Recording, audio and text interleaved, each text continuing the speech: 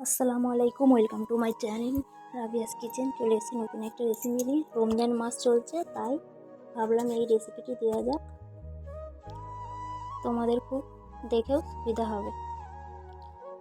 ছোলা ছোলা ভুনা রেসিপির জন্য আমি আগের রাতে ছোলা ভিজিয়ে রেখে দিয়েছিলাম, দেখতেই পাচ্ছ। সেই ছোলাটা আমি একটা পাত্রে নিয়ে আর একটা আলু ছোট করে কেটে নিয়েছি। সেই ছোলার মধ্যে মিশিয়ে নিলাম। এবার তার মধ্যে পরিমাণ মতো পানি দিয়ে নুন আর হলুদ দিয়ে দিলাম, দিয়ে একটু নাড়াচাড়া করে নিয়ে এবার আমি চাপা দিয়ে দিচ্ছি গ্যাসটা চালু করে। দেখো ফুটেই এসেছে। ছোলা আর আলু আমার প্রায় সেদ্ধ হয়ে গেছে। এবার আমি একটা পাত্রে পানিটা ঝরিয়ে নেওয়ার জন্য রেখে দিলাম। তারপর আমি কড়া বসিয়ে দিলাম গ্যাসের মধ্যে। তার মধ্যে পরিমাণ মতো তেল দিয়ে দিলাম। এই তেলটা হচ্ছে প্রায় 100 গ্রাম তেল দিলাম। তেলের মধ্যে আগে থাকতে কেটে রাখা পেঁয়াজ কুচি দিয়ে দিলাম। পেঁয়াজ কাটার মধ্যে আমি দুটো শুকনো লঙ্কা দিয়ে এবার হালকা গন্ধ আসা পর্যন্ত অপেক্ষা করব। শুকনো লঙ্কার গন্ধটা খুব ভালো লাগবে বন্ধুরা এই ছোলা ভুনা রেসিপিতে, এটা অবশ্যই তোমরা দেবে। তারপর আমি পরিমাণ মতো নুন দিয়ে দিলাম। এবার হলুদ দিয়ে দেবো, 1/2 চামচ হলুদ দিয়ে দেবো। দিয়ে একটু পেঁয়াজ আর শুকনো লঙ্কাটাকে হালকা ভাজা ভাজা করে নেব। এবার আমি 8 চামচ মতো আদা রসুনও মিশিয়ে দিচ্ছি। 8 চামচ আদা রসুন মিশিয়ে দেওয়ার পর আমি সব কিছুটা এবার ভালো করে ভাজা ভাজা করে নিচ্ছি, আদা রসুনের গন্ধটা যাতে চলে যায়। এরপর আমি একে একে সব মশলাগুলো মিশিয়ে নেব।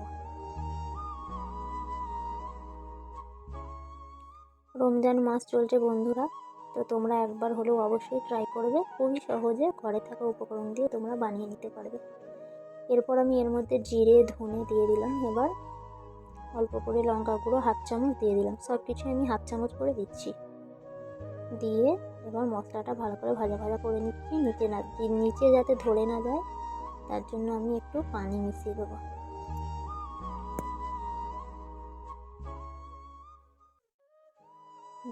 দেখো আমি একটু পানি মিশিয়ে দিয়েছি। দিয়ে এবার মশলাটাকে ভালো করে কষিয়ে নেব।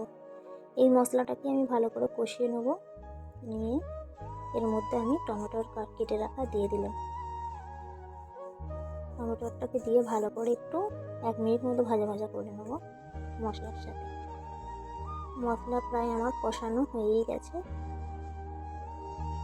এরপর আমি আগে থাকতে সেদ্ধ করে রাখা ছোলা আর আলুটা এর মধ্যে মিশিয়ে দেবো। ছোলা আর আলুটা আমি মিশিয়ে নিয়েছি। এবার সব কিছুকে ভালো করে মিশিয়ে নেব। সব কিছুকে ভালো করে মিশিয়ে নিয়ে নেড়ে চেড়ে ভেজে নেব।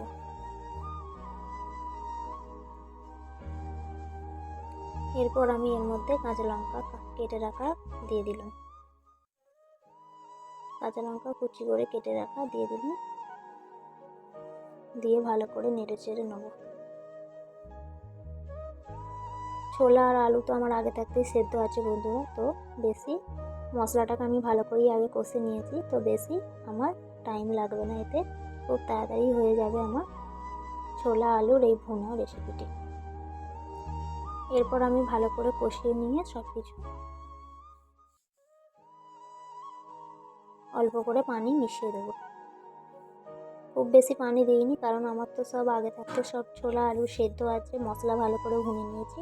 এই জন্য আমি খুব অল্প পানি দিয়ে এবার ভালো করে কষিয়ে চাপা দিয়ে দেবো।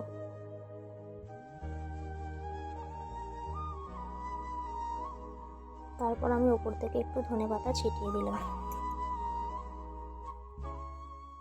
ধনেপাতা ছিটিয়ে দিয়ে এবার একটু নাড়াচাড়া করে নেব।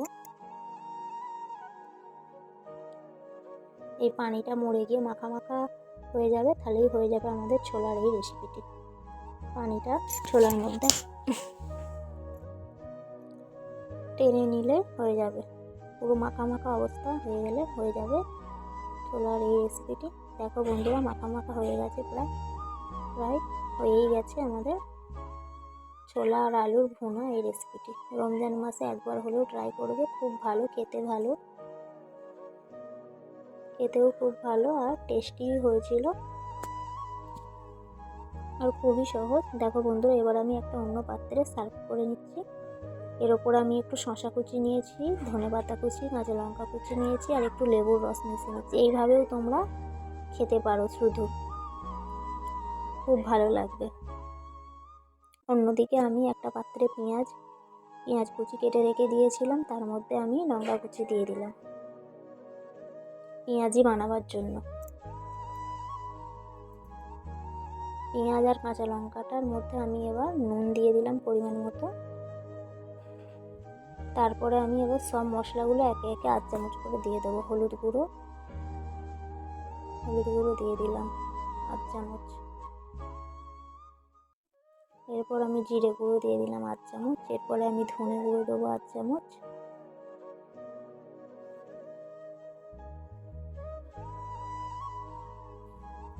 দিয়ে ভালো করে মেখে নেব। ভালো করে পেঁয়াজ লঙ্কা সব মশলাটাকে কষতে ভালো করে মেখে নেব।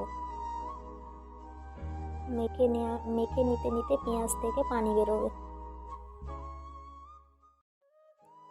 তখনই বুঝতে পারবে যে ভালো করে পুরোপুরি মাখা হয়ে গেছে। পেঁয়াজ আর সব মশলাগুলোকে ভালো করে মেখে নিচ্ছি, দেখতেই পাচ্ছ। এরপরে আমি এর মধ্যে একটু 8 চামচ আদা রসুন বাটা অ্যাড করে দেবো। দিয়ে আদা রসুন বাটা আমি নিয়ে এবার ভালো করে এর মধ্যে মিশিয়ে ভালো করে মেখে নেব অনেকক্ষণ ধরে। মেখে নেওয়ার পর এর মধ্যে আমি বেসন অ্যাড করে দেবো।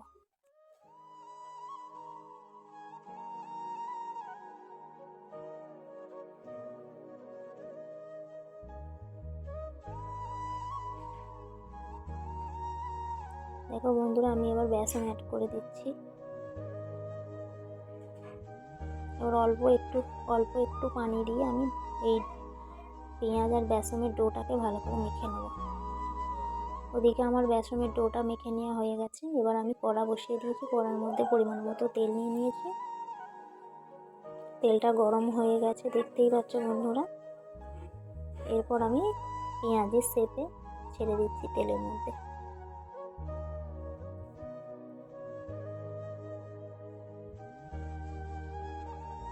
ছেড়ে দেওয়া হয়ে গেছে আমার। এবার আরেক পিঠ উল্টে নেবো। কিছুক্ষণ পর আরেক পিঠ উল্টে নেবো। উল্টে নিয়েছি। এবার আরেক পিঠ হচ্ছে। এইভাবে আমি পেঁয়াজিটা হয়ে গেলে এবার তুলে